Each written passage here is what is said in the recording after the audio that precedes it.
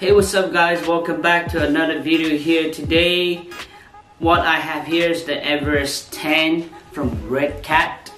So you might not recognize it because I put this Jeep body here on it. I custom fit, of course, it's all DIY here. So I went ahead and got this body. It's from one of the remote control from Walmart's, you know, back in the maybe like a few years ago.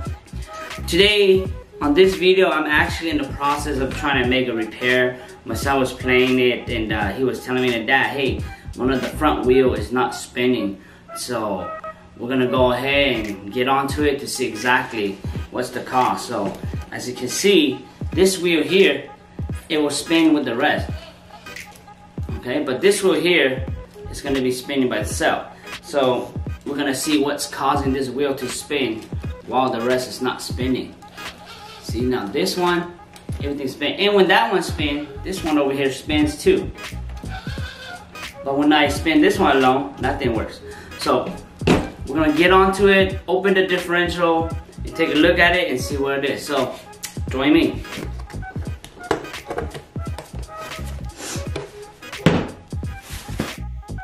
Okay, so the first thing here, we're gonna go ahead and take off the front two tires off the axle.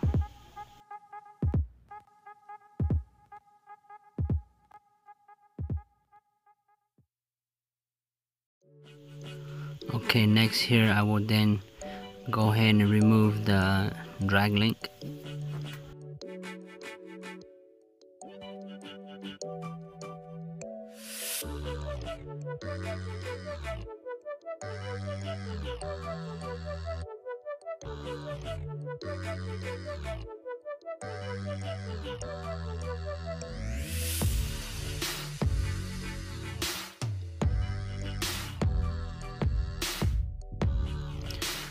I now in the process of removing the control arms that holds the axle in place.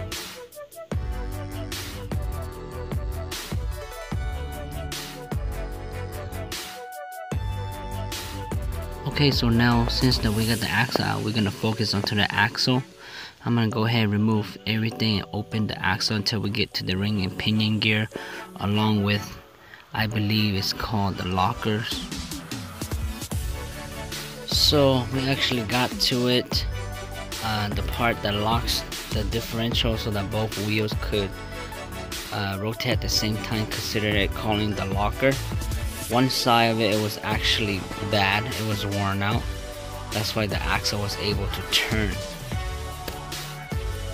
So of course this is my first time making this repair, and I found out that the housing that is holding both axle, as you insert the both axle in, is actually plastic. So one side of the housing was actually stripped it. That's why now I have to twist it to the part that is gonna loose, and then the axle will actually slide out.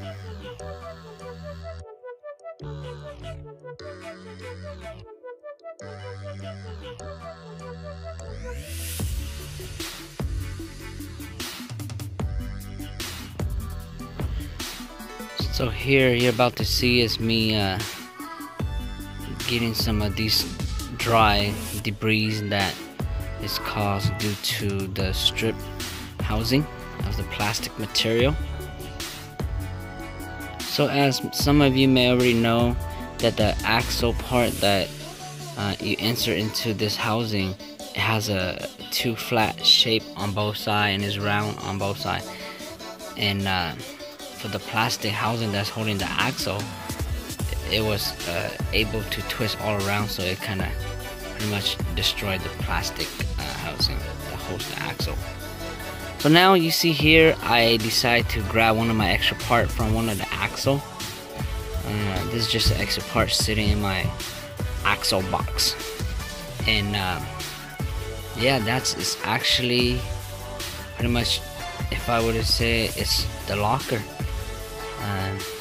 for both axle to slide in. And I'm gonna go ahead and do that, but right now my original axle for this Red Cat is actually thicker than the axles brand. So in order to go into the axles locker that I just showed you right there, I will have to shave it off a little bit thinner so it will fit in. So I'm gonna go ahead and shave it. And as you guys are shaving it, be extra careful. You don't want to over shave it because it's gonna be too thin. So you want to shave it just enough so that it will give you a pretty good slide in.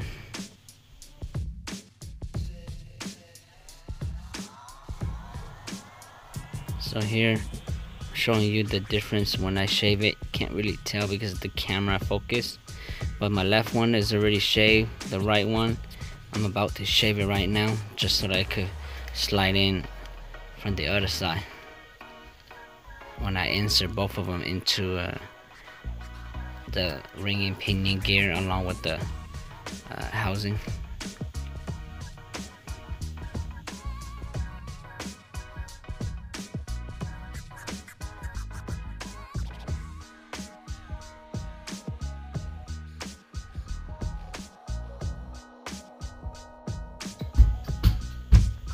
So as you can see, I got both sides ready to go.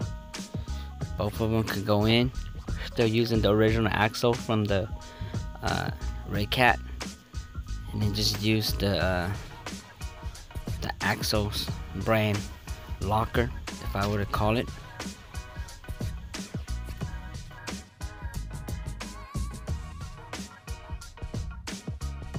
So this is it right here. I got it all shaved up and ready. We're gonna throw that old housing away, use the new housing that's from the axle and is designed for this locker unit here. So we're gonna go ahead and insert that, try it again. Now I'm gonna go ahead and put on my ring gear.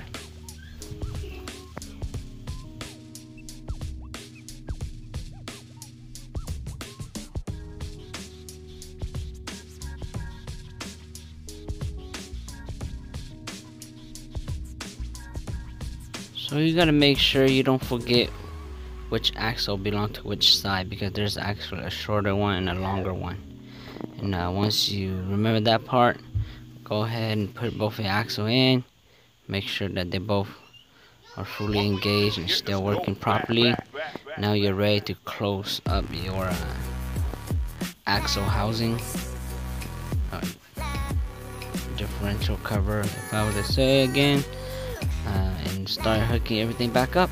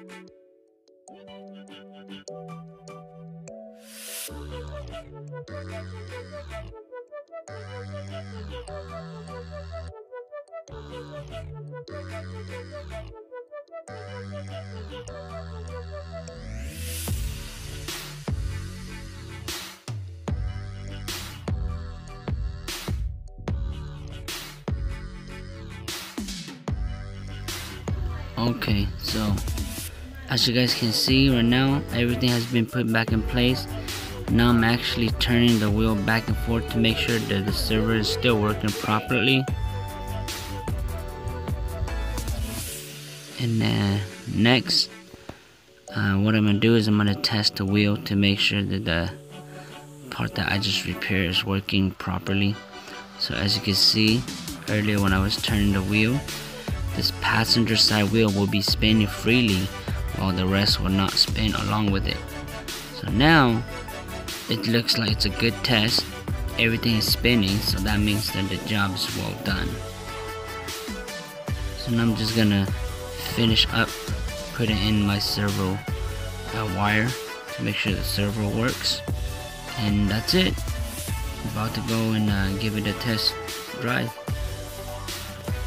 So again, I hope you guys like this video. I hope the video is helpful. Again, this is all DIY, custom here. If you guys like this video, don't forget to like, share, and subscribe, and hit the notification bell so that whenever I have a new video, you could be notified. And yeah, I'll see you guys again on the next video.